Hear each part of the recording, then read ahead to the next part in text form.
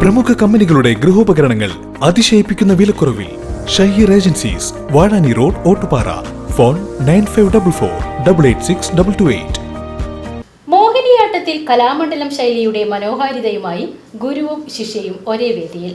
നെല്ലുവായ് ശ്രീ ധന്വന്തരി ക്ഷേത്രത്തിലെ നൃത്തവേദിയാണ് അപൂർവ നിമിഷങ്ങൾക്ക് സാക്ഷ്യം വഹിച്ചത്. കലാമണ്ഡലം നൃത്ത വിഭാഗത്തിലെ മുൻ വകുപ്പ് മേധാവിയും കേരള സംഗീത നാടക അക്കാദമി അവാർഡ് ജേതാവുമായ കലാമണ്ഡലം ഹൈമവതി ടീച്ചറും ശിഷ്യയും ഇപ്പോഴത്തെ വകുപ്പ് മേധാവിയുമായ കലാമണ്ഡലം സംഗീത പ്രസാദുമാണ് ഒരേ വേദിയിൽ ഒരുമിച്ച് നൃത്തം ചെയ്ത് കാണികളെ വിസ്മയിപ്പിച്ചത്.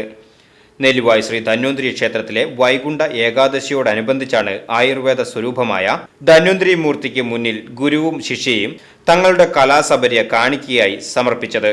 മോഹിനിയാട്ടത്തിലെ കലാമണ്ഡലം ശൈലി തലമുറകളിലൂടെ പകർന്നുകൊണ്ടിരിക്കുന്നു എന്ന സന്ദേശവും ഈ നൃത്തവേദി സമ്മാനിച്ചു.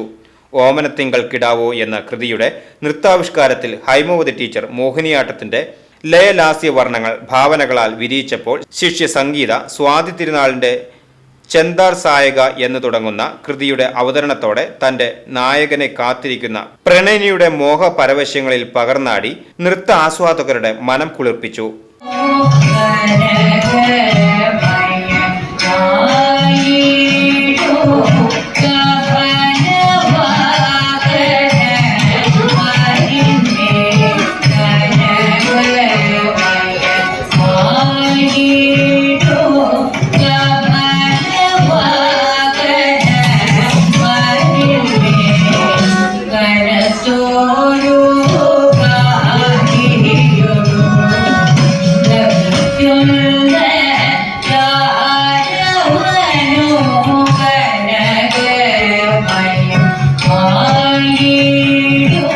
ഗുരുവിന്റെയും ശിഷ്യയുടെയും കലാസംഗമം ആസ്വാദകർക്ക് നവ്യ അനുഭവമായി മാറി.